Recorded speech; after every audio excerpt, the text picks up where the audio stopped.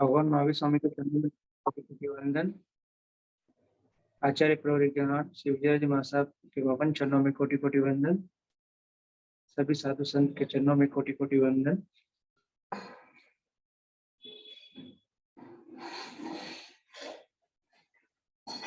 आज अपना चौथा अध्ययन है चतुरंगीय, चार दुर्लभ अंग। पहला और तीसरा अध्ययन में किसी को कोई डाउट है 2-5 मिनट के लिए, अगर वो कोई डाउट है तो वो उसका क्लियर कर लेते, नहीं तो अपन चौथे अध्ययन की ओर बढ़ते हैं।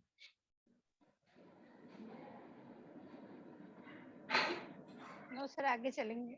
ठीक है। चौथा अध्ययन चतुरंगीय अर्थात असंस्कृत के बारे में बताया गया है कि ये जीवन कितना असंस्कृत है, तो उसके बारे में ये पूरा अध्ययन है। इसके बारे में हम जानेंगे अलग अलग गाथाओं के माध्यम से।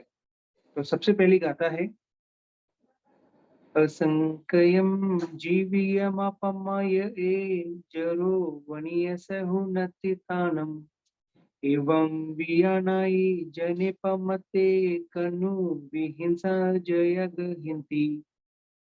एक बार साथ में असंकयम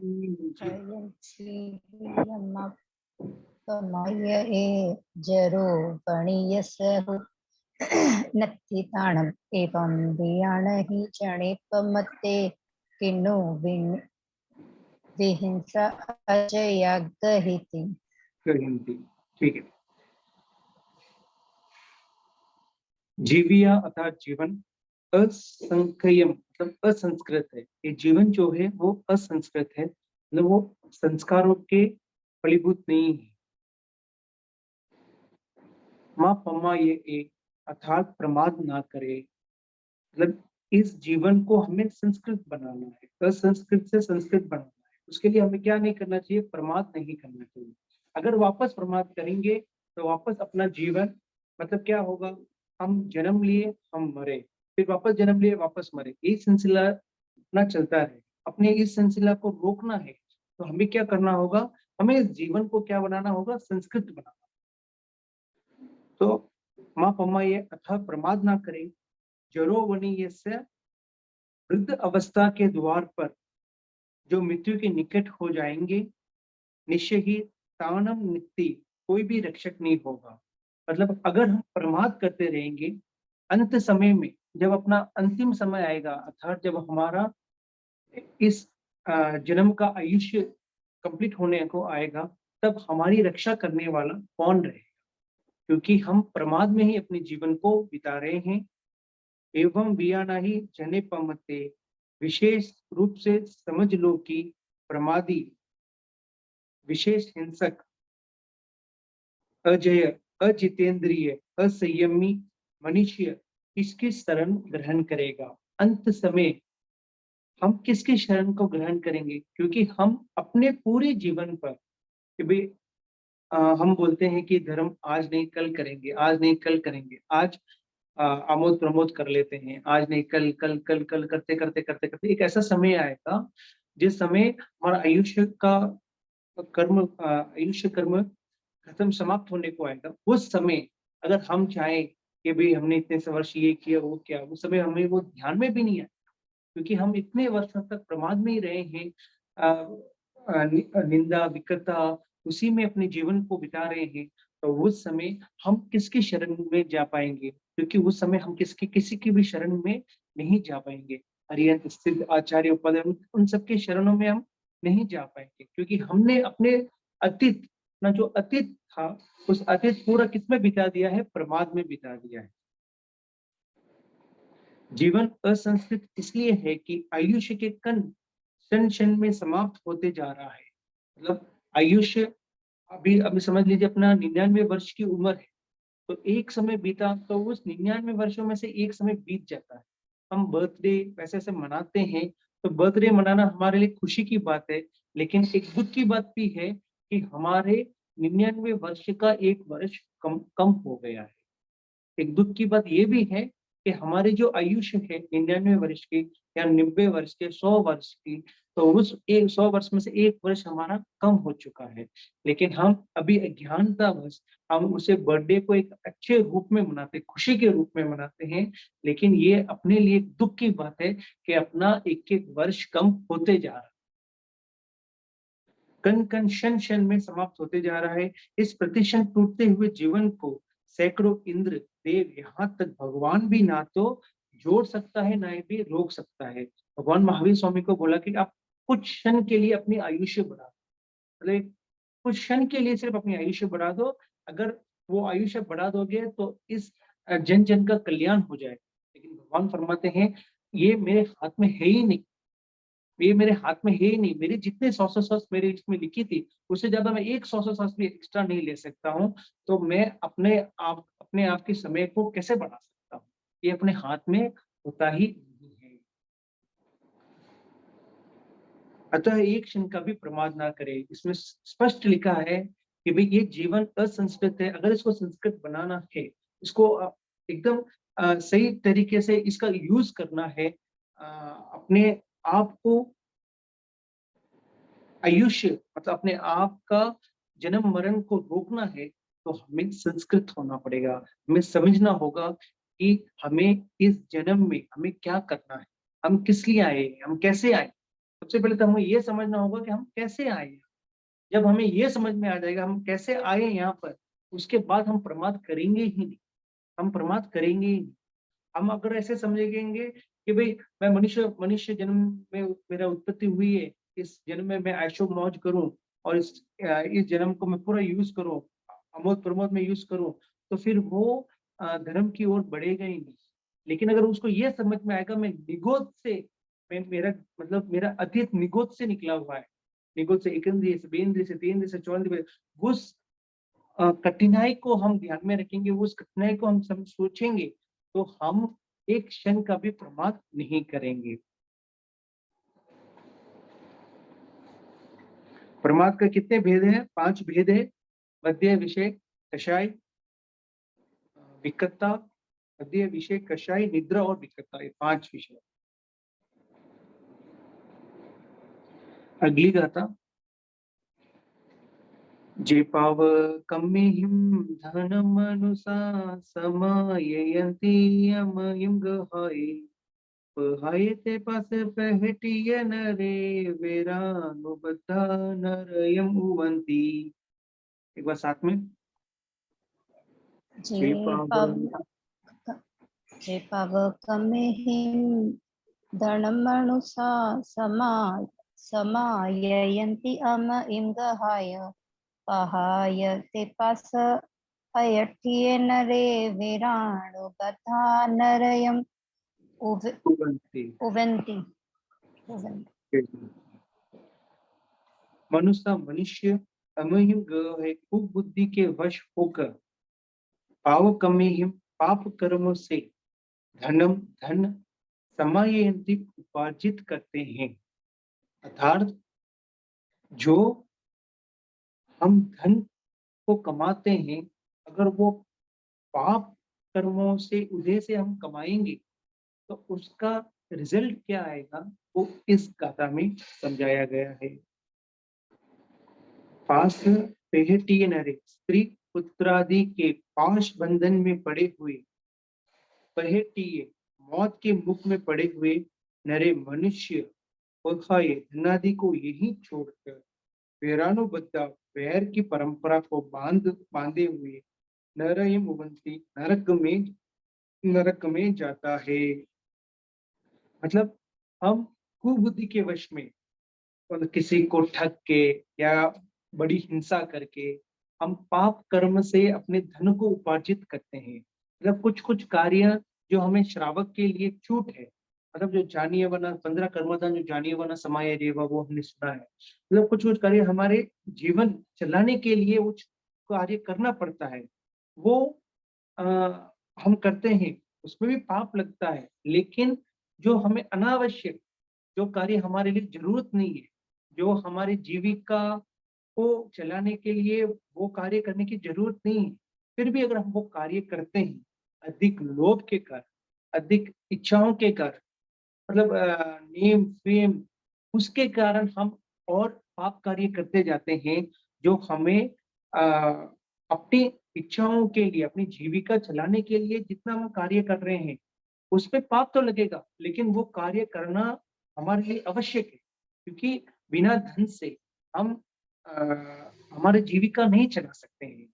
तो फिर वो कार्य करना ज़रूरी है, लेकिन हमारी जीविका चलाने में जो कार्य करना हमारे लिए इनफ है, उससे अधिक हम करते हैं। मतलब जो अभी हम मतलब कपड़े का बिज़नेस कर रहे हैं, कपड़े का बिज़नेस करने से हमें जितना पाप लग रहा है, वो तो लग ही रहा है। लेकिन उसके बाद में अगर पैसा अगर एक्स्ट्रा हो गया, तो हम क्या करते हैं, लैंड में चले जाते हैं, या फिर माइन्स में चले जाते हैं, या फिर किसी और में चले जाते हैं। तो वो हमारा आवश्यकता नहीं है, वो एक और मतलब और इनकम बेस बढ़ाने के लिए, तो उसके लिए हम कितना पाप कार्य करते हैं। तो उसका जो रिज़ल्ट होता है, वो किसके लिए करते हैं? भले हम अपने लिए भी करते हैं, या कि अपने स्त्री, पुत्र, उनके लिए करते हैं। तो उसके कारण क्या होता है, हम उनके पास बंधन, मतलब उनकी खुशियों के लिए, उनकी और अच्छी लग्ज़री लाइफ़ के लिए हम ऐसा-ऐसा करते हैं, तो उसका रिज़ल्ट क्या आता है? हमने पाप कार्य किया ना, तो उसका रिज़ल्ट ये आता है कि हमें वैर की परंपरा को बाँध देते हैं। मतलब हम जो भी कार्य करते हैं, पाप कार्य करते हैं, उनमें जितने भी जीव हैं, उनके साथ हमारा वैर बंधन हो जाता है। तो उस वैर बंधन के कारण में नरक में उत्पन्न होने की संभावना हो सकती है। इसलिए कोई भी कार्य करने से पहले हमें ये समझना चाहिए कि हमें कि क्या ये कार्य करना चाहिए? क्या ये मेरी जीविका के आवश्यक है? अगर आवश्यक नहीं है, तो कुछ कार्य को हम सीमित कर सकते हैं। हम जितना-जितना सीमित करेंगे, उतनी-उतनी अपनी लाइफ़स्टाइल बहुत सिंपल हो जाएगी। तो हम जैसे-जैसे अपनी लाइफ़स्टाइल को और बढ़ाते जाएँगे, और अच्छा करना, और स्टैंडर्ड करते जाएँगे, तो उतना ज़्यादा पाप कार्य करने में हमारी बुद्धि चलती जाएगी। तो जैसे-जैसे अपनी बुद्धि पाप कार्य में चलती जाएगी, हमारी बुद्धि कुबुद्धि हो जाएगी, तो फिर उसका जो रिज़ल्ट होगा, उस रिज़ल्ट को हम अ, सहन करने की हम रेडी रहना चाहिए। इसका जो भविष्य है, वो बहुत घातक रूप में हमारे सामने आने वाला है। नर्क में भी जाने के चांसेस बढ़ जाते हैं। जितना-जितना हम आरंभ समारंभ बढ़ाते जाएँगे, तो महापरिग्रह नरक का एक भेद है, तो हमें नरक में भी जाने की संभावना हो सकती है। अगली कथा। तेने जहाँ संधि मोह गइये सकमु न किचई पावकारी एवं पेयपेचयम चलो कड़ा न कम्मन न मुख अति। बस साथ में तेणे जहाँ संधि मोहे गही ए सक मुना किचई पवकारी एवं पया पिच पे- हम चलोए कडान कमाण न मुख अति। जहाँ मतलब जैसे संधि मुहर सेंध के मुख द्वार पर गई पकड़ा गया पापकारी पाप कर्म करने वाला तेने छोर सकमुना अपने ही कर्म के कारण इच्छे ही छेड़ा जाता है। एवं इसी प्रकार यह लोहे इस लोक में और पेच परलोक में या संसारी जीव अपने ही कृतकर्म से पीड़ित हुए दुख पाते हैं। कड़न कम्मा न मोक्षति किए हुए कर्म का फल भोगे बिना मोक्ष की प्राप्ति नहीं हो सकती है। मतलब एक सैन का मुख, मतलब एक है ना, ऐसे एक कोई भी चोर होता है ना, तो पहले एक होल बनाता है। होल बनाने के बाद पहले ज़माने में, क्योंकि वो परकोटा होता था, उस परकोटा के बाहर में एक ऐसे होल बना देते थे, और उस होल के माध्यम से वो अंदर जाता था, और अंदर जाने के बाद वहाँ पे जितना भी धन दौलत होता था, उनको सब चोरी करके वापस उस सैन के मुख से बाहर निकल जाता। तो एक बार कैसा होता था, वो सैन के मुख के अंदर अपना जैसे ही मुख डाला, तो उस समय कुछ आवाज़ आ गई या कुछ आ गया, तो वहाँ के जो सैनिक थे, वो उनको वहीं पे पकड़ लिए, और पकड़ने के बाद उनका ये दृश्य हुआ, वहीं पर उसको काट दिया गया। उनकी मौत वहीं पे हो गई। तो मतलब कहीं न कहीं हम जो कार्य करेंगे, मतलब अगर बुरे कार्य करेंगे या कृत कार्य करेंगे, तो उसका फल बहुत भयानक होगा। तो जैसे सैंड के मुख में पकड़ा हुआ चोर वहीं पर काटा जाता है, उसी प्रकार उसी प्रकार इस लोक में या परलोक में अपने किए हुए कर्म को पीड़ित हुए अपने जैसा कर्म किया है उस कर्म से पीड़ित होते हुए अपने सभी कर्मों को भोगे बिना में मोक्ष की प्राप्ति नहीं हो सकती है। हमने जैसा कर्म किया है, अगर बुरा चोरों की तरह या डाकुओं की तरह या झूठ बोल के या किसी का विश्वास तोड़ के और किसी प्रकार का हमने कृत कार्य किया है तो उसका फल हमें भोगना ही पड़ेगा। अगर शुभ कार्य किया है तो शुभ फल को भी भोगना पड़ेगा। लेकिन हमारे किए हुए कार्य में मतलब किए हुए कर्म को भोगे बिना हम मोक्ष की प्राप्ति नहीं हो सकती है। अगर शुभ कार्य किए है तो शुभ भोग भोगेंगे, अगर अशुभ कार्य किए है तो अशुभ दुख रूप में भोगेंगे, लेकिन भोगे बिना मोक्ष की प्राप्ति नहीं हो सकती। तो ये निश्चित हो गया है कि हम जैसे कार्य करेंगे उसके फलस्वरूप हमें हमारा रिजल्ट हमको मिलेगा। तो इतनी अच्छी लाइन लिखी है आगे, कर्णाना कम्माना न मोक्षति, किए हुए कर्म को भोगे बिना मोक्ष की प्राप्ति नहीं हो सकती है। तो हमें जैसे जब भी जो भी कार्य करते हैं उसमें हमें अपनी यत्न रखनी आवश्यक है, अपने आप को अ, समान भी रखना आवश्यक है कि जैसा मेरा जीव है, जैसे मुझे सुख प्रिय है, वैसे ही सामने वाले को भी सुख प्रिय है। अगर वो सोच हमारे अंदर रहेगी तो हम किसी भी जीव को कष्ट देने से पहले हम अपनी आत्मा को तड़पते हुए देखेंगे।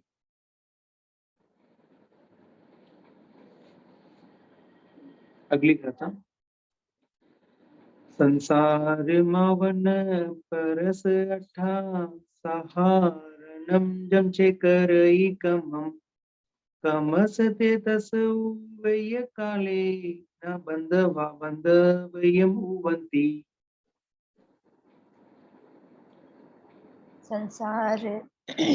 संसारे माणं परस्य अट्ठा सहारणं जम च करे एकमय कमासते संसार तस मावन, संसार मावन मवन्न परस परस्य अट्ठा सहारणं जम च करे करई कमम, एकमं कमासते कमसते तस वय काले। काले न बंधवा बंधवयम उवेन्ति।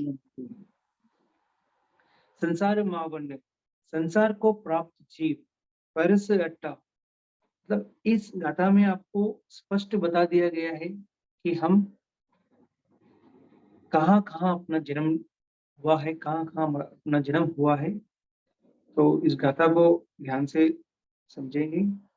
संसार को प्राप्त जीव परस अट्टा, पुत्र स्त्री मित्र आदि पर के लिए अथवा जो साधारण अर्थात स्व और पर दोनों के लिए कर्म करता है, कर्म करता है, कर्म करे ही कमम, तस् कमस, उस कर्म का वय काले भोगने के समय वे ना बंधवा बंधवई मुवंती, बांधव बांध सह्य भाग्यता नहीं बनते, हिस्सेदारी नहीं बनते।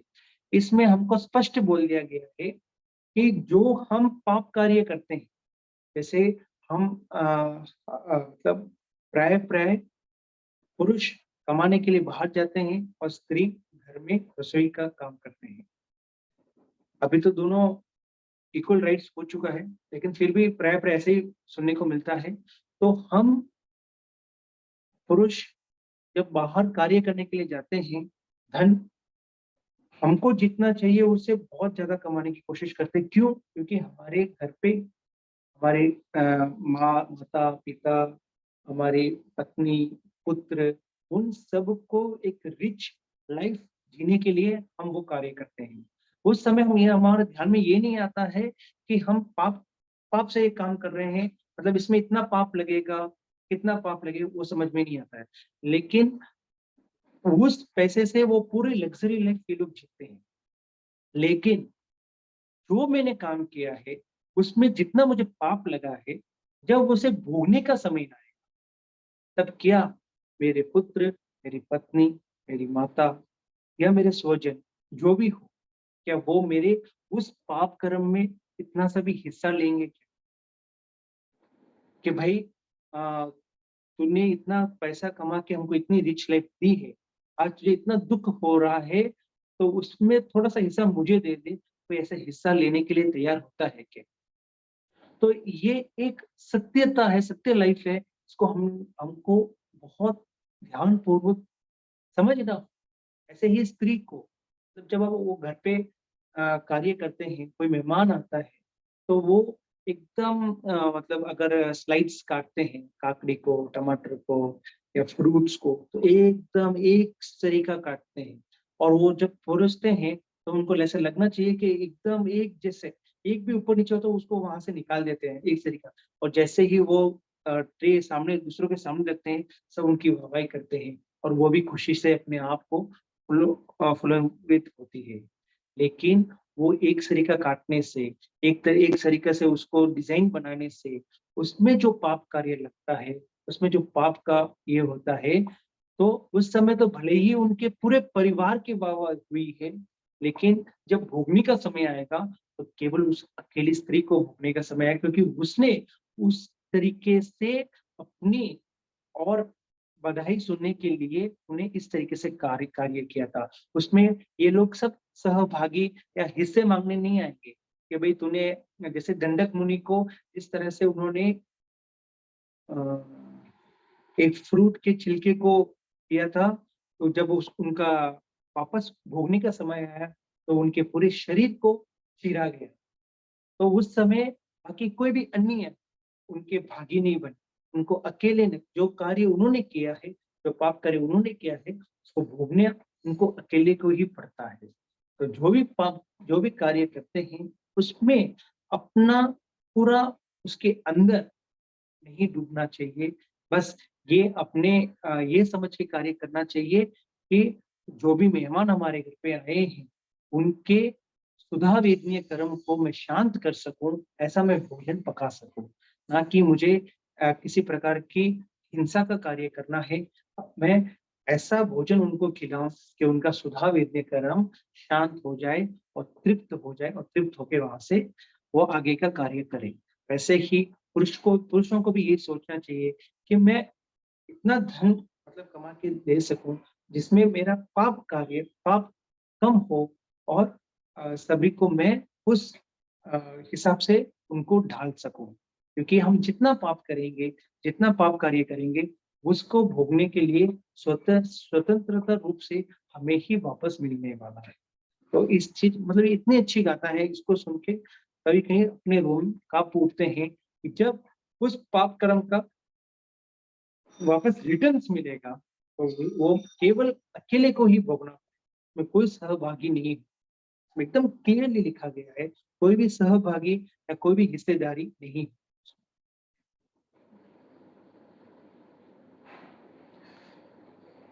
अगली गाथा। वित्तेन ताणं न लभेपमते इमं मिलोए अधुवा परता दिवपनटेव अनन्तमोहे नि आऊयं तटुमतटुमेव। एक बार साथ में बोलेंगे। वित्तेन ताणं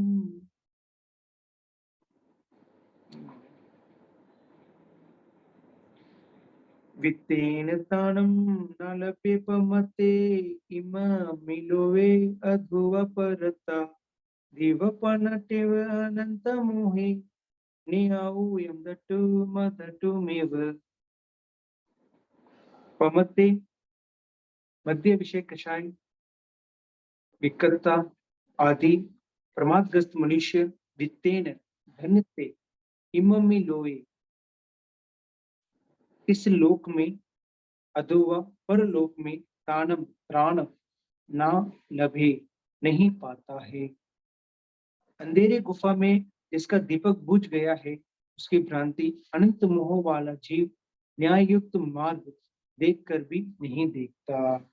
मतलब इसमें ये इस गाथा में ये समझा गया है, जो प्रमाद वश में धन की कमाई करता है, और वो ये सोचता है कि ये मेरे प्राण रक्षक करें। मतलब अगर मेरे मेरे पास बहुत धन होंगे, तो मेरी सिक्योरिटीज बढ़ेगी, मेरे पास डॉक्टर्स मेरे आसपास में रहेंगे। लेकिन उनको ये पता नहीं है कि जिसने भी जन्म लिया है उसका मृत्यु निश्चित। मृत्यु के सामने कोई बड़े से बड़े डॉक्टर या एकदम पंडित भी समझ लो, उस डॉक्टर में जो पंडित भी हो, तो भी तो भी वो उसकी जान बचा नहीं सकता है। वो उसकी जान नहीं बचा सकता है। तो कोई कोई भी प्रकार का धन, कमाया हुआ धन अपनी प्राण रक्षक नहीं हो सकता है।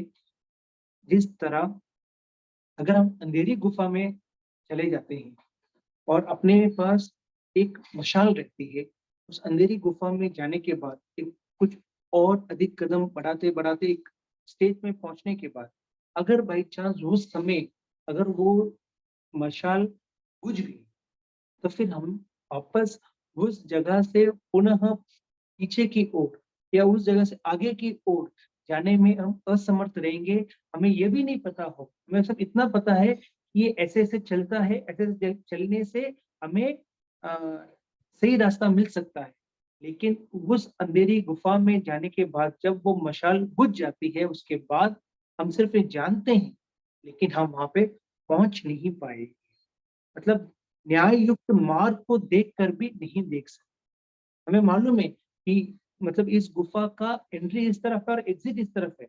हम जानते हुए भी अगर वो मशाल के ऊपर का दीपक बुझ जाएगा, अंधेरा अंधेरा हो जाएगा, उस अंधेरे-अंधेरे होने के कारण हमें वो न्याय मार्ग दिखता हुआ भी नहीं दिखेगा। उसी प्रकार जो मोहवश में इस संसार में फँसे हुए हैं, उन्हें पता है कि इस संसार का मार्ग जो है वो मोक्ष का मार्ग नहीं है। संसार का मार्ग को छोड़कर जो संयम का मार्ग है, वो उनको दिख रहा है कि संयम के मार्ग में जाने के बाद ही हम मुक्ति को प्राप्त कर सकते हैं, हम जन्म-मरण को रोक सकते हैं। हम ये सब जानते हुए भी हम इस मोहवश में ऐसे फँसे हुए हैं कि जानते हुए भी उसको हम देख नहीं रहे हैं, जानते हुए भी हम उसे नज़रअंदाज कर रहे हैं, जानते हुए भी हम उस तरफ अपना कदम बढ़ा नहीं रहे हैं। तो हमें ये समझना होगा कि हमें क्या करना है। क्या धन हमारा रक्षक है?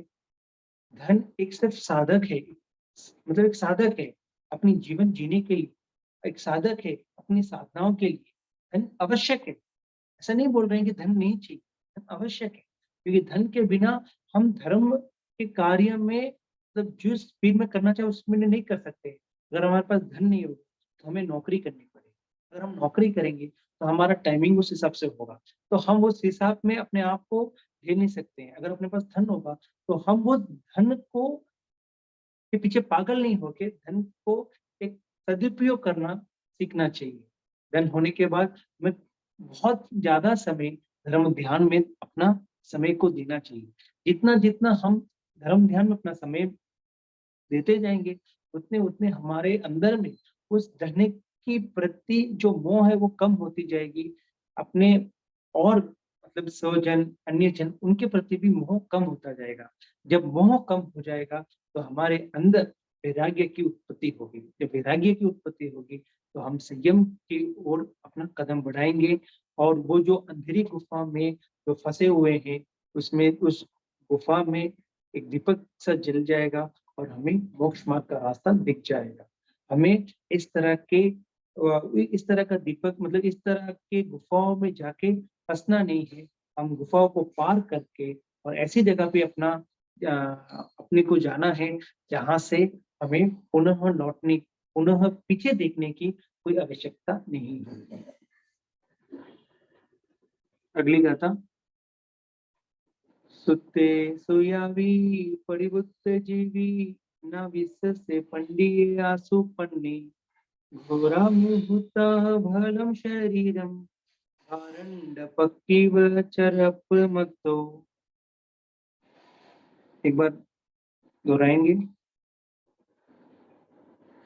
सुते सोयावी परिबुद्ध जीवी न विससे पंडिये आसु पन्नी घोरा मुहूर्त भलं शरीरम भारंडपक्कीव चरपमत्तो। असुपन्य असुप्रज्ञ पंडित पुरुष ज्ञानी साधक सुतेषु यावी मोह निद्रा में सोए हुए लोगों में रहकर भी परिबुद्ध जीवी सब तरह से जागृत रहकर जिए, ना विषय से विश्वास ना करे। मुहूर्ता काल के क्षण अत्यंत भयानक है, शरीर निर्बल है, भारंड पक्षी की तरह अप्रमादी होकर विचरण करना चाहिए। हमें किस प्रकार के विचरण करना चाहिए? भारंड पक्षी। भारंड पक्षी का कैसे होते हैं? वो दो दो प्राणी एक साथ जुड़े हुए, उनके जन्म से ही एक दूसरे से जुड़े हुए रहते हैं, वैसे एक दूसरे से जुड़े रहते हैं। एक उनके एक पेट और 3 पैर होते हैं, सिर अलग-अलग होते हैं। एक मुख जो खाता है और दूसरा भी खाता है अथवा नहीं भी खाता है। 2-2 अंग साथ-साथ जुड़े होने से आरंड पक्षी को दोनों अंग के विरोध प्रवृत्ति ना हो, इसकी बड़ी सावधानी रखनी पड़ती है। इसलिए कहा गया है भारंड पक्षी के समान सदैव सावधान रहना चाहिए। मतलब उनके 2 मुख होते हैं, एक ही पेट होता है, एक पेट और 3 पैर होते हैं और दोनों अलग-अलग दृष्टि में रहते हैं। तो वो जैसे अपने कदम चलाते हैं वैसे के वैसे उसको भी अपना कदम चलाना चाहिए।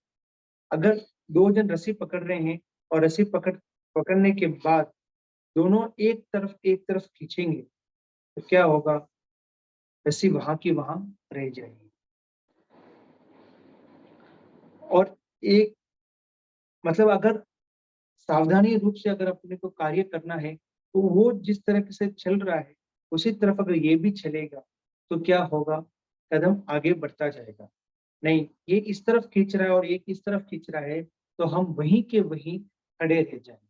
तो अगर हमें एक जगह पे नहीं रहकर अपने आप विचरण करते रहना है, तो एकदम सावधानी पूर्वक एक जन ने कदम आगे बढ़ाया, तो वो ही तीसरा वाला मतलब दूसरा वाला पक्षी जो चिपका हुआ है, वो उसी तरफ अपना कदम आगे बढ़ाता जाएगा। उन एक-दूसरे के बीच में इतनी अच्छी अंडरस्टैंडिंग होती है, इतना अच्छा उन दोनों के बीच में संपर्क होता है कि वो अ, अलग-अलग रूप से कार्य नहीं करते हैं।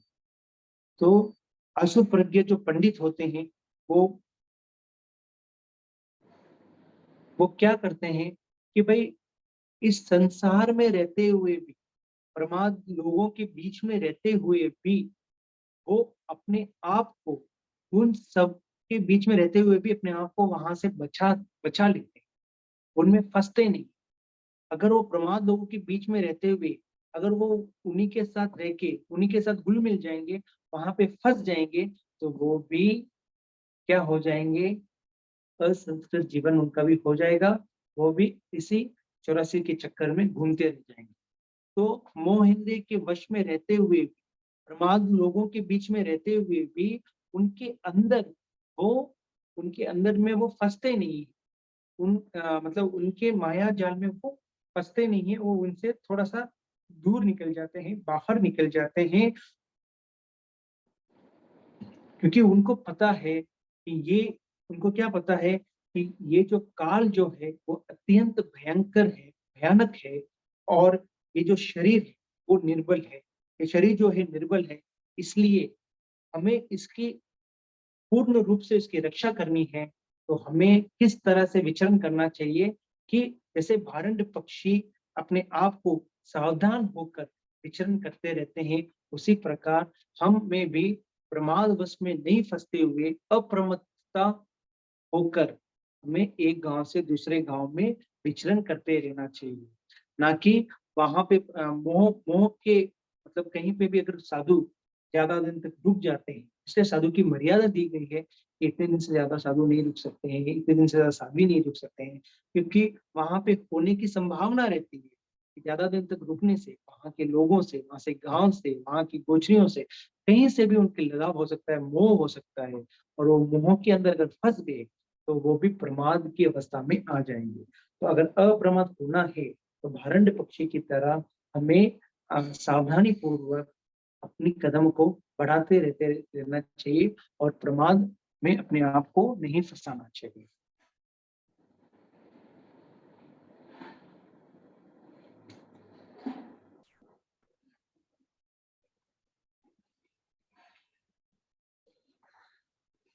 अगली गाथा चरे याइम परिसंकमानो जम किं चिपासं यमनमानो लाभंतरे जीवीय बुहयिता पच्चा परिणनाय मलावदंसि चरे पयायिं परिसंकमानो जम किं चिपासं यमनमानो लाभंतरे जीवीय बुहयिता पच्चा परिणनाय मलावदंसि। पयाहिम साधक पद पद पर परिसंकमानो दोषों की आशंका रखता हुआ चले। यह जम किंचित इस जगत में जो कुछ भी सचेतन अचेतन पदार्थ है उन्हें पास रूप संयम प्रवृत्ति के लिए बंधन रूप मानकर सावधान रहे। लाभंतरी जीवियम भूयिता जब तक सम्यक दर्शनादि नए नए गुणों का प्राप्ति हो तब तक जीवन को आहार पानी आदि से इसका संवर्धन करे। बच्चा बाद में जब ये विशेष आसक्त हो जाए, इसका कोई अपूर्व लाभ विशेष ना हो, तब परिणनाय यह परिज्ञा से ये जानकर कि अब यह शरीर सम्यक दर्शनादि गुण विशेष का हेतु नहीं रहा, अतः इसे निजरा नहीं हो सकती, प्रत्याख्यान परिग्रह से कर्ममल को भंज नाश करने वाला भक्त प्रत्याख्यान संतारा करके रहे। इस गाथा में ये बताया गया है कि साधक जो साधु होते हैं वो अपने कदम इतनी सावधानी से एक एक कदम रखे जहां पे उनकी किसी प्रकार की हिंसा ना हो। एकदम ऐसे अपने एक एक कदम रखे, चाहे बोलते हुए एक एक शब्द को भी ऐसे बोले, या अपन चलते हुए इडिया समिति के पालन करते हुए चले, या देखते हुए, या कैसे देखना, कैसे बैठना, कैसे उठना, कैसे सुन, किस किस बातों को ज्यादा सुनना, कैसे मतलब कि ये सब चीजें साधक एकदम इतनी सावधानी पूर्वक करे कि उनको इतना सा भी हिंसा नहीं लगे। और जितने भी स्वचेतन सचेतन अचेतन पदार्थ है, जितने भी ये पदार्थ है, उन सबको ये क्या माने, ये एक बंधन रूप माने। जितने भी जीव की चीजें हैं, मतलब मनुष्य या कोई भी किसी भी प्रकार का जीव रहित वस्तु, इन सब को क्या माने कि ये सब मेरे लिए पास रूप है, सब मेरे लिए बंधन रूप है। और अजीव किसी प्रकार का अच्छी बुक अपने हाथ में आ गई हो, अच्छी पेन अपने हाथ में आ गई हो, मतलब जिसके अंदर चेतन है और जिसके अंदर चेतन नहीं, वो कोई भी पदार्थ क्यों ना हो, उन सभी को क्या समझे कि ये सब मेरे लिए बंधन रूप है। अगर इसमें मैं गिर गया और इसमें मैं पड़ गया तो मेरा विनाश होने की संभावना और बढ़ जाएगी।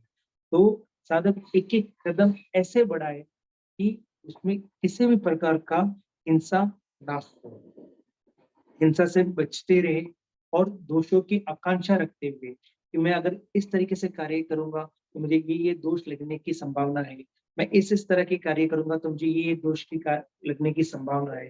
तो उन सभी दोषों को ध्यान में रखते हुए एक एक कदम सावधान पूर्वक आगे बढ़ाते जाए। और जब तक हम इस शरीर से सम्यक दर्शन ज्ञान आदि हमें उस नए नए गुणों की प्राप्ति होती रहती है, तब तक इस शरीर को क्या देना, भोजन देना, आहार पानी देना।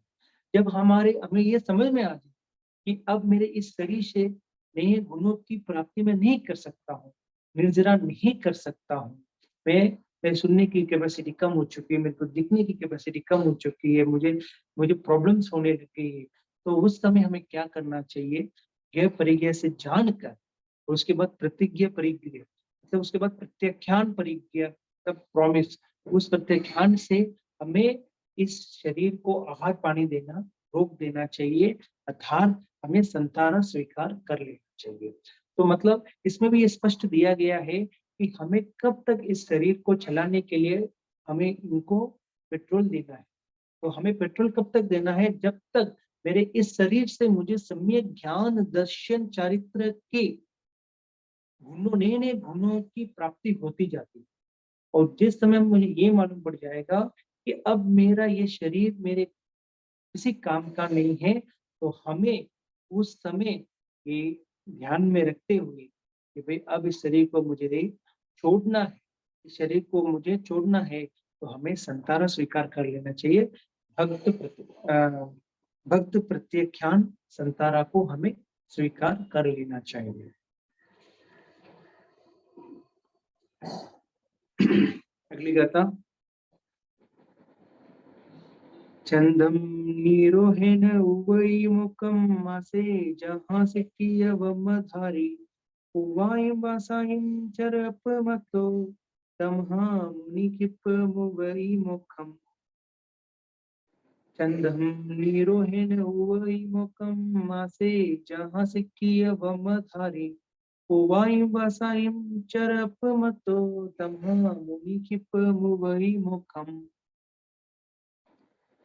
जिस प्रकार सिक्कीय वमधारी शिक्षित सदा हुआ तथा कवचधारी अश्व चिंदम निरोहिन स्वच्छंदता का निरोध करने से विजयी मुक्त हो जाता है, वैसे ही स्वच्छाचार को रोककर गुरु आज्ञा में रहकर शिक्षित एवं संयम कवच धारक मुनि भी शीघ्र ही मुखम संसार से मुक्त हो जाता है। इसलिए पूर्व वर्षों में मुनि अप्रमत होकर विचरण करे। मतलब जिस प्रकार युद्ध में घोड़ा कवच अपने सब कुछ बांध कर उसमें जो चलने वाला व्यक्ति है वो युद्ध की संपूर्ण जानकारी रखता हो और सुरक्षित मोड से उस अश्व को चलाता हो, तो उस शिक्षित कवचधारी अश्व का विजय संभव होता विजय होता है। मतलब वो युद्ध में जाने के बाद भी अगर उसके अंदर वो ट्रेनिंग हो, बिना ट्रेनिंग को हम युद्ध में भेज देते हैं तो वो यहाँ का वहां का वहां कहीं पे भी चल के अपने प्राणों का घातक बन सकता है। अगर वो शिक्षित हो, शिक्षित होने के बाद उसको मालूम है कि भाई इस तरीके से अगर कुछ भी सामने से आए तो हमें अपने बचाव के लिए क्या करना चाहिए, कैसे करना चाहिए। तो अगर हमें वो शिक्षित हो तो वो युद्ध में जाकर अपने आप को बचाकर वापस विजय प्राप्त करके वापस आ सकता है। तो उसी प्रकार जो गुरु की आज्ञा में रहते हैं, जब हम गुरु की आज्ञा में रहते हैं, गुरु के अनुसार हम अपना कार्य करते हैं, जो गुरु ने हमें जो समझाया है उस हिसाब से हम अपना आचरण करते हैं, तो उसके बाद हमारा शीघ्र शीघ्र सिद्ध बुद्ध मुक्त या फिर अच्छी गति जाने के लिए हम अपनी तैयारी कर रहे हैं। तो उसके लिए हमें क्या करना चाहिए, तो हमें पूर्व मतलब पहले जब आयुष्य कंप्लीट होने से पहले जो हमारा समय था उस समय हमें अप्रमत्त होकर विचरण करना चाहिए। उस समय प्रमाद नहीं रहना चाहिए।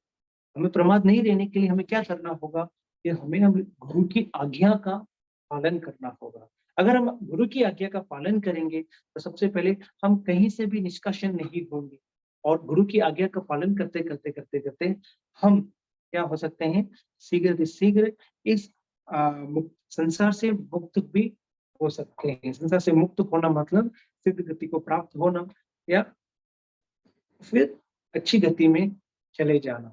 तो उसके लिए हमें तैयारी करनी होनी चाहिए, हमें शिक्षित होना पड़ेगा, हमें गुरु की आज्ञा को मानना होगा, गुरु जैसे हमें फरमाते हैं उसी प्रकार हमारा आचरण करना होगा। और हमारे जो बीता हुआ समय है, तब जो संयम का जो समय है, उस पूरे समय को मैं प्रमाद में अपने समय को नहीं बिताते हुए अप्रमत में हमारे समय को बिताना होगा। अगली गाथा। सपुवमेवं न लभ्येच पच्चा ऐसो वमा सासय वायुयानम विसीय सीडिले औयमी कालो वनिय शरीरस बेके। सपुवमेवं न लभ्येच पच्चा ऐसो वमा सासय वायुयानम विसीय सीडिले औयमी कालो वनिय शरीरस बेके। पहले अप्रमत्त जो नहीं होते तो हमें पहले प्रमत्त होने के कारण, गुरु की आज्ञा में रहने के कारण, गुरु की आज्ञा में रहेंगे तो हम संसार से मुक्त हो जाएंगे। अगर पहले अप्रमत्त में नहीं रहते हैं तो फिर उसका क्या अंजाम होता है? पहले अप्रमत्त नहीं होता वो व्यक्ति पूर्व की तरह, मतलब जैसे अपने समय को बिताया है उसी तरह पीछे, मतलब बाद में न लभेच, प्राप्त नहीं, अप्रमत्त अवस्था को प्राप्त नहीं कर सकता है। अपने पूरे समय को उसने यूं ही बिता दिया, प्रमाद में ही बिता दिया है, तो फिर क्या वो अंत समय में अप्रमत्त हो सकता है? तो उसमें बहुत मुश्किल है। वो अप्रमत्त अवस्था में आने में भी बहुत कठिनाई होती है और मोस्टली आ ही नहीं पाते हैं, क्योंकि उनको मन ही नहीं करता है कि वो वापस इस अवस्था को छोड़कर, मतलब कोई शराब पीने लग जाता है, शराब पीने में इतना दुख हो जाता है, फिर उसको मालूम हो जाता है कि ये शराब मेरी जान त्रातक है, मेरी जान लेने वाला है, अब इसको छोड़ना मेरे लिए जरूरी है। तो क्या वो शराबी वो शराब को छोड़ सकता है? बोला मुझे मंजूर है मरना, लेकिन मैं शराब को तो नहीं छोड़ सकता हूँ। तो उसी प्रकार जो अपने पूरे समय प्रमाद में बिताता है, वह अंत समय में अगर उसको अप्रमत्त होना हो तो वो होना संभव नहीं होता है।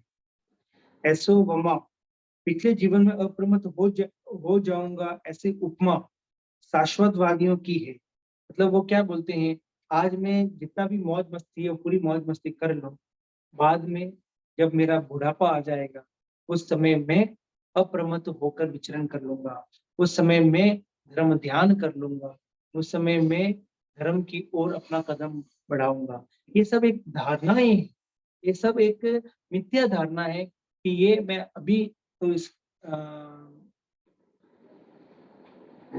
अभी मैं इस जीवन का जीवन को यूटिलाइज करके इस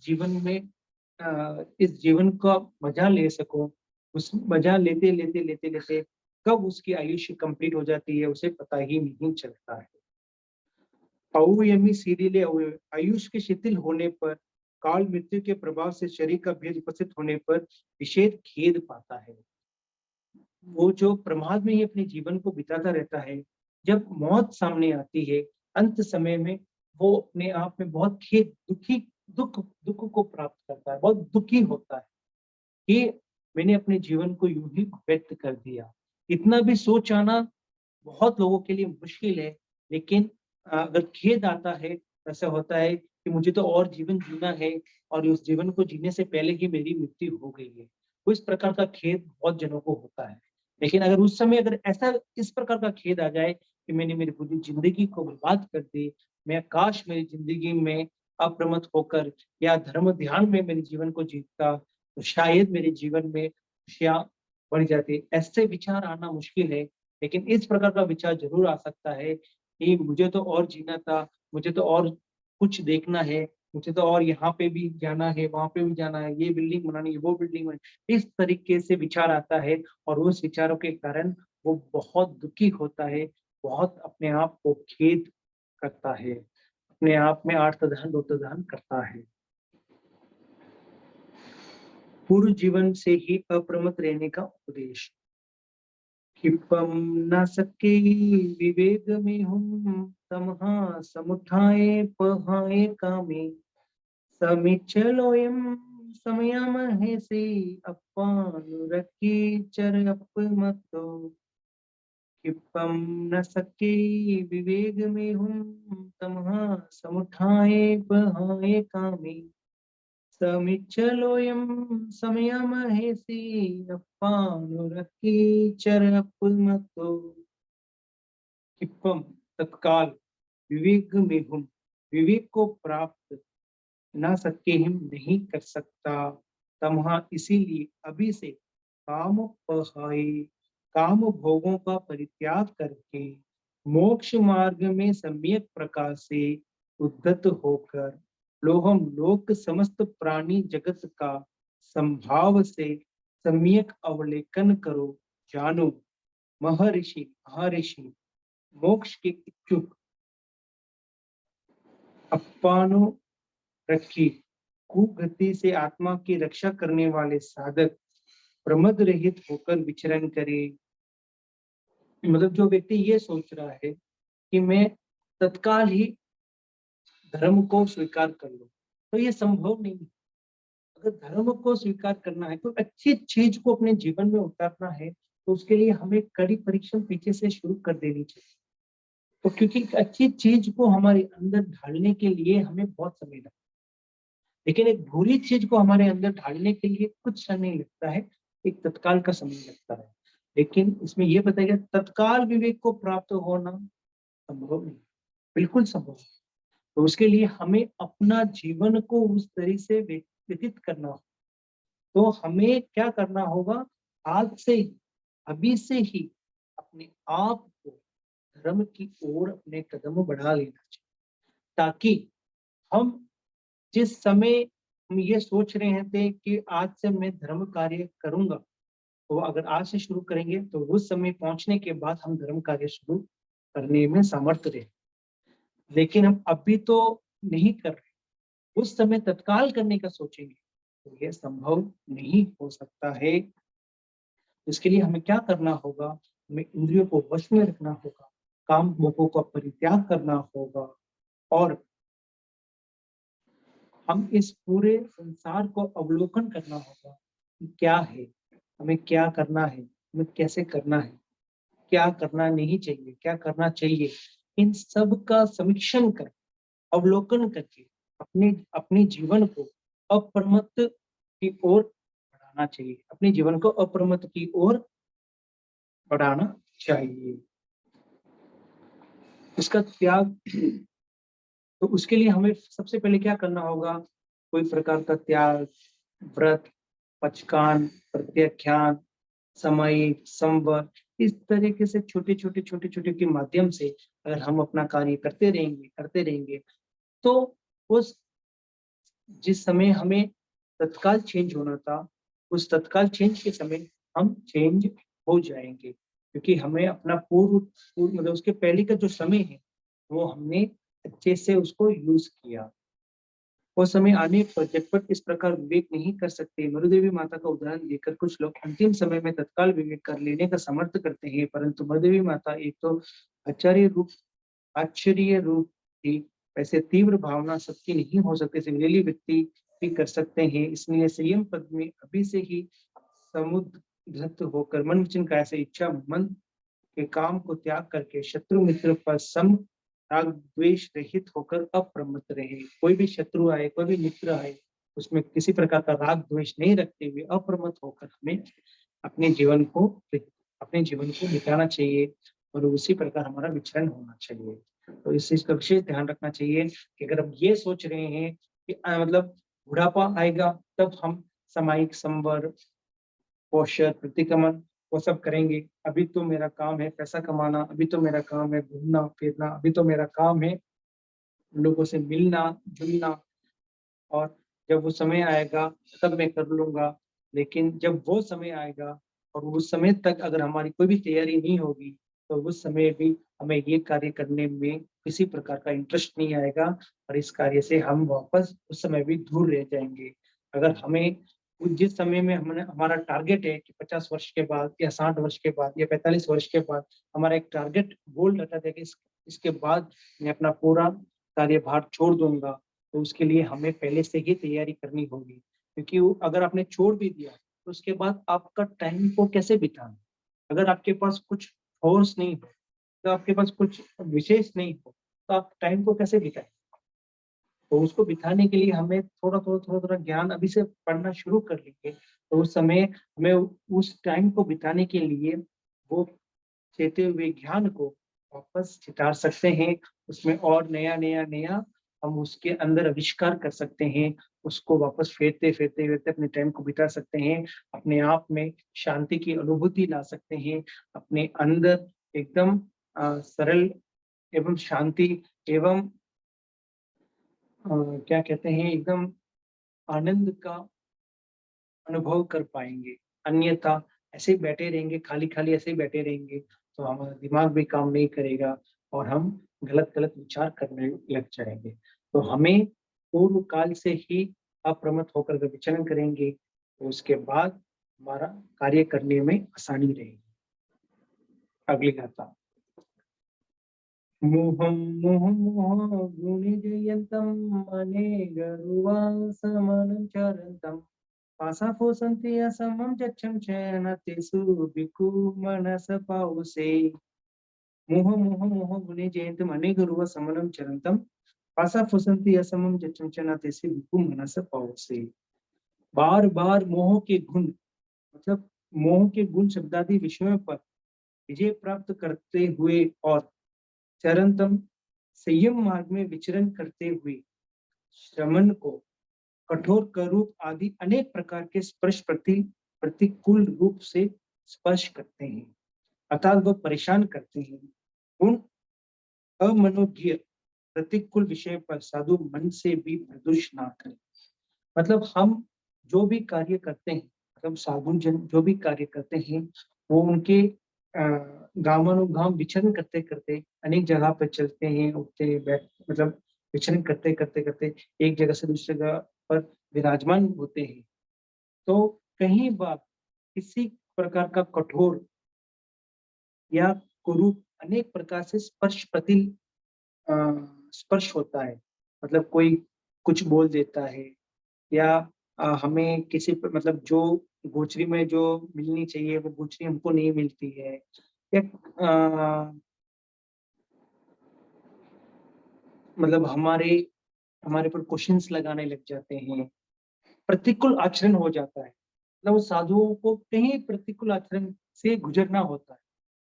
तो उस समय कहीं कहीं आवेश में आने की संभावना हो सकती है, लेकिन उस समय उनको क्या करना, उस समय उनको शांत रहना है, क्षमा धारण करना है और उस पर द्वेष मन से भी उनके प्रति द्वेष का एक छोटी सी चिंगारी भी नहीं लगनी चाहिए।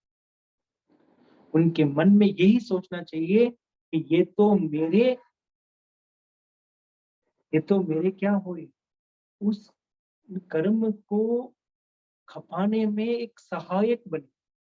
मतलब आज जो मेरे अंदर ज्ञान है, उस ज्ञान के बदौलत मैं ये आए हुए प्रतिकूल आचरण को भी अनुकूल में बदलने की मेरे अंदर वो क्षमता है। अगर मैं ये प्रतिकूल आचरण को वापस उसी प्रकार उनको रिटर्न कर दूंगा तो क्या होगा, वो वापस सर्कल बढ़ता जाए। ये तो मेरे क्या बोलते हैं उस कर्म को खपाने के एक सहायक है। मैं तो धन्य हूँ कि इनके कारण मेरे और साधुपने में और स्पष्टता आई हुई, मेरे साधुत्व में और अप्रमत्तता बढ़ रही है। तो उनके इस प्रकार के कठोर या किसी प्रकार का प्रतिकूल उनके सामने जब भी आए तो भी उनके मन से, वचन से तो नहीं करना चाहिए, लेकिन मन से भी एक अंश मात्रा भी, क्षण मात्रा भी प्रदुष ना करे, अपने मन को इतने भी कलुषित ना करे, बस साफ रखे। तो यही सोचे कि ये ही मेरा कर्म है और ऐसा आने सामने से आने वाला। अगली गाथा। मंधाय फासा बहुलोह नीचा तह पगारेसु मनम न कुचा रखे जको हम विनय जमानम मायम न सेवे पहिजलो हम। मंदाय फासा बहुलोह नीचा तह पगारेसु मनम न कुचा रखे जको हम विनय जमानम मायम न सेवे पहिजलो हम।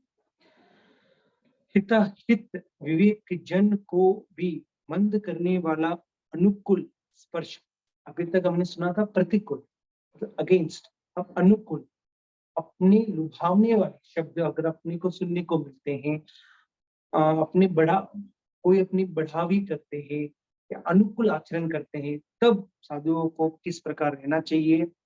बहुत ही लुभावने होते हैं तथा प्रकार के विषयों में मन को न लगाए, उस प्रकार के विषय में अपने मन को नहीं लगाना चाहिए।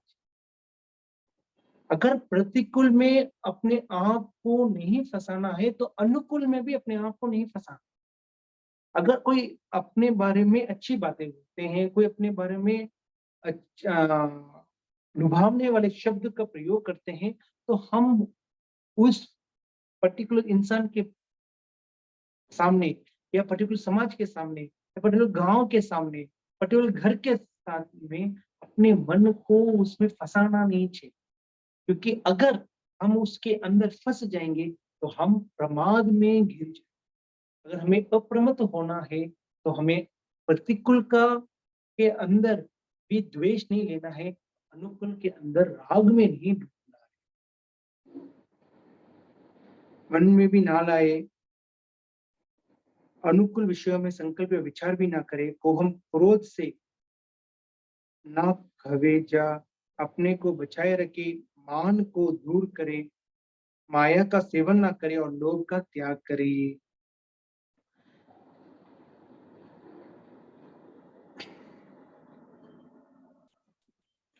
तो अप्रमत्त साधक को क्या करना चाहिए? तो बोलते हैं रखे ज कोहम विनेज्य मानम मायम ना सेवे पेहचल, अर्थात क्रोध को अपने आप से बचाए। क्रोध एक ऐसी चीज है जो बाहर दिखती भी है और वो आसानी से अपने अपने अंदर आ जाती है। तो क्रोध से अपने आप को बचाए, मान को बढ़ने न, मान से दूर रहे, क्योंकि मान होना मतलब थोड़ा सा अगर अपने पास ज्ञान बढ़ जाता है और तो अपने से छीना तान के बैठ, तो जैसे ही हमारा छीना तान के बैठना हो गया तो समझ लेना हमारे ज्ञान की जो उत्कृष्ट अवस्था है वो अब धीरे धीरे कम होती जाए, क्योंकि ज्ञान को पचाना हर किसी के संभव नहीं होता है। ज्ञान को जो पचा सकेगा ना, तो वो समझ लो कि उसका कल्याण ही उसका कल्याण है। अगर जो ज्ञान को नहीं पचा पाएगा वो मान में आए, वो एकदम ठान सीना तान के बैठने लगे। तो क्रोध से अपने आप को बचाए, मान से दूर रहे, माया का सेवन ना करे, अंदर एक बाहर एक इस प्रकार का सेवन ना करे, और लोभ का त्याग करे, लोभ का त्याग करे, क्योंकि सबसे अंत में कोई छूटने की चीज है तो सबसे लास्ट में लोभ कंप्लीट होता है। बाकी क्रोध मान माया तो छूट जाएगा, लेकिन लोभ एक ऐसी चीज है जो आसानी से नहीं छूट, सबसे लास्ट में जब छूटती है, जैसे ही लोभ खत्म हुआ तो अपने को यहाँ पे केवल ज्ञान की प्राप्ति हो जाएगी। लास्ट गाथा, जे संकया तुच्छ परपवाई ते पिच दोषानुगय पर जा, अहमेति दुगुच्छ मानो कंके गुने जाव शरीरे बे, ये संकया तुच्छ परपवाई ते पिच दोषानुगय पर जा, अहमेति दुगुच्छ मानो कंके गुने जाव शरीरे बे। जो लोग संकया संस्कृत संस्कारी है अथवा संस्कृत भाषा में पटु है या जीवन को संस्कृत संदेह मानते हैं, वे तुच्छ परपवाई तुच्छ स्वच्छाचारी होने से निहसार है और परप्रवादी दूसरों की निंदा करने वाले या अन्य तीर्थिक पिच दोषानुगय परजा प्रिय राग और देह से ग्रस्त है। मतलब जो व्यक्ति अपने आप में प्रमाद अवस्था में अपने आप का जीवन बिता रहे हैं, राग और द्वेष में फंसे हुए हैं और दूसरों की निंदा करने में आगे रहते हैं, या अन्य तीर्थ है जिसके कारण राग और द्वेष ग्रस्त होते जाते हैं, मतलब इन लोगों के साथ रहने से अगर हमारे अंदर राग और द्वेष की उत्पत्ति होने लग सकती है, ऐसे लोगों से हमें क्या करना चाहिए? बचकर रहना चाहिए। इन्हें धर्म रहित समझकर, इन सबको हमें क्या समझना चाहिए? धर्म से रहित समझकर उनसे दूर रहें। ऐसे ऐसे व्यक्तियों से हमें दूर रहना चाहिए जो जीवन को संस्कृत मानते हैं, मतलब जो ये मानते हैं कि मेरा जीवन संस्कृत है, जबकि उनका जीवन संस्कृत है ही नहीं, असंस्कृत है, प्रमादी है।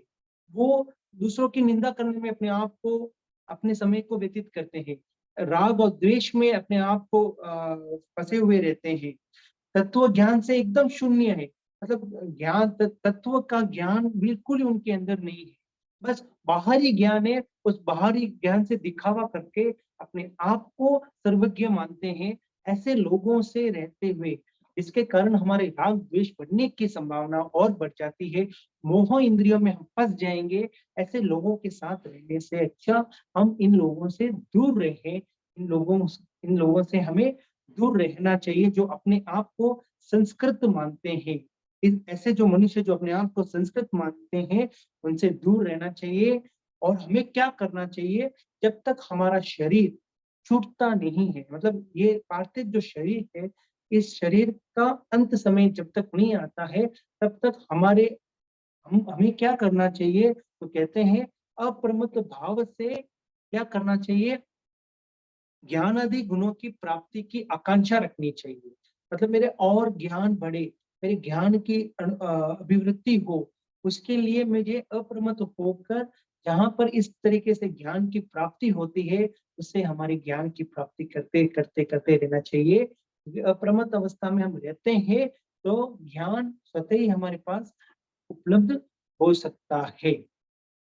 अंतिम सांस तक अप्रमत्त रहकर आत्मा गुणों की आराधना करें। अपनी आत्मा को कैसे ऊंचा बनाऊं, अपनी आत्मा को मैं और कैसे हल्का करूं, इस आत्मा गुण की बढ़ोतरी के लिए आत्मा को हल्का बना के उसके सत्य स्वरूप में मैं कैसे उसको प्रवेश लाऊं, तो उसकी जानकारी में हमारा समय व्यतीत करना चाहिए, ना कि इन सब व्यक्तियों के बीच में फंसना चाहिए जो धर्म से शून्य है। संस्कृतवादी लोगों की छाया से हमें दूर रहना चाहिए। भूमि ये असंस्कृत नामक चौथा अध्ययन आज पूर्ण हुआ। बहुत बहुत धन्यवाद। किसी को कोई डाउट हो तो पूछ सकते हैं। शायद क्लास में कोई है नहीं, शायद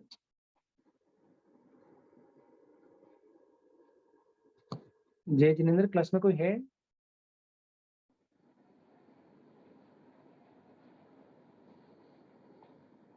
हाँ जी, जय जिनेंद्र सर। अच्छा, किसी कोई डाउट है? अभी तो मैं सुन ही रही हूँ, मतलब। अच्छा,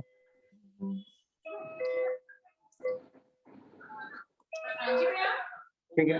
आज कोई क्लास में आया नहीं लगता है, आए हैं क्या?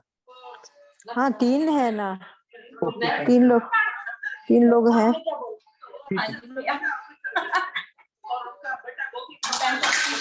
नेंद्रा है। धन्यवाद, बहुत बहुत आभार आपका। बहुत धन्यवाद।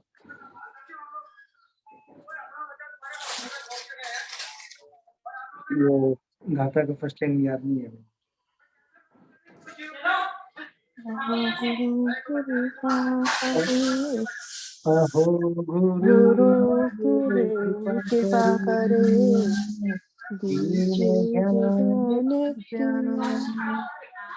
भव में ना भूलेंगे आपका उपकार, गुरुवर आपका उपकार।